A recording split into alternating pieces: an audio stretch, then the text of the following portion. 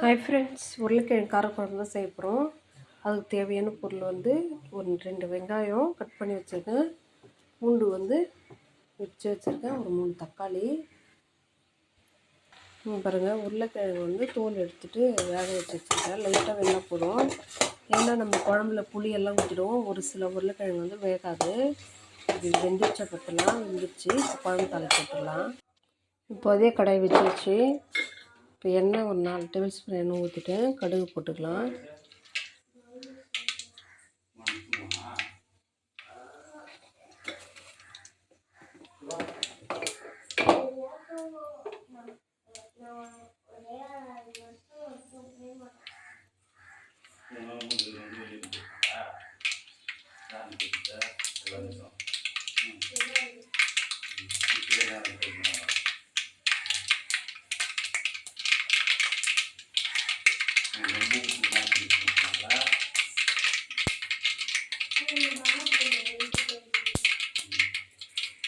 வெந்தயம் போட்டாச்சு.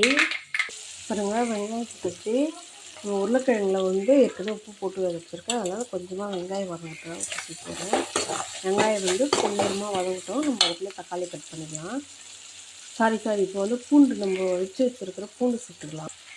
பாருங்கள், வச்சு பூண்டு சேர்த்துக்கிறேன்.